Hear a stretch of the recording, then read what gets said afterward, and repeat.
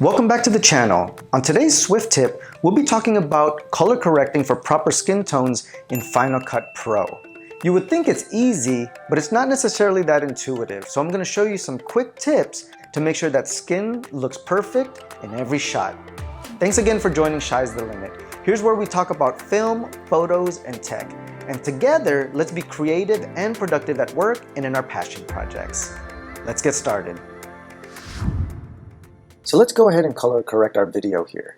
If you notice, my face looks a little greenish yellow. Sometimes I've opened my video and it's a little orange or blue. Just depends on how you lit the scene. Now, the first thing I do when I color correct is I go to Window, I go to Workspace, and select Color and Effects. I'm going to close the transitions there and effects. However, I need the color correcting window here. I only want to look at my vector scope. So I'm going to select one window and select vector scope. Now if you notice, here there's a specific line that runs straight through. You want to make sure that when you're color correcting for skin tones, you're right within this line here. If you notice, it gears to the right a little, more red because of my shirt probably, and blue over here because of the background. So we'll get back to that in just a second.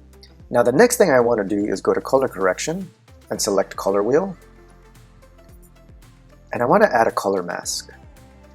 Now this is a new feature called HSL. And when you're adding a color mask, you literally just want to highlight. So click with your mouse and drag.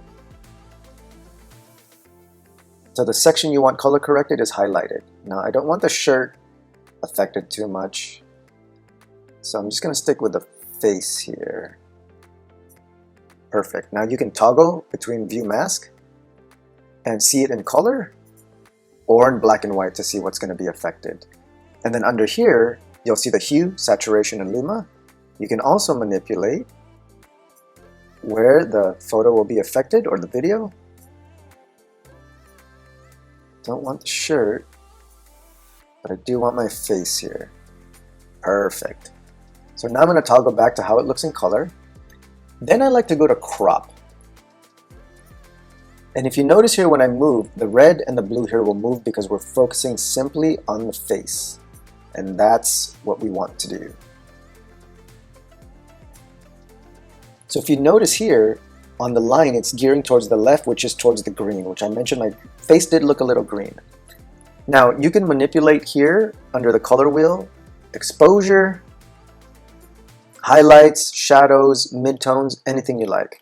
However, I just like to stick within the main color wheel here under global, and I want this to be right in the middle so I'm not too green but also not too red.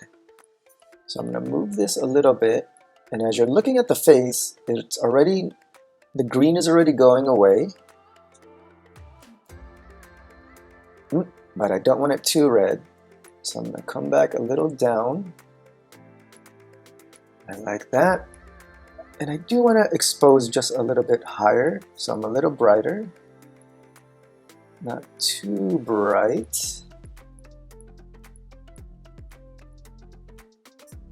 There we go. Very subtle. Now I'm going to reset. And if you look here, I'm going to toggle between the color effect and no color effect. And with the color effect, now I feel I'm close to my natural skin tone. But if I toggle off, you'll see that greenish yellow color. So toggle back, and again, and that's how we edit for proper skin tones.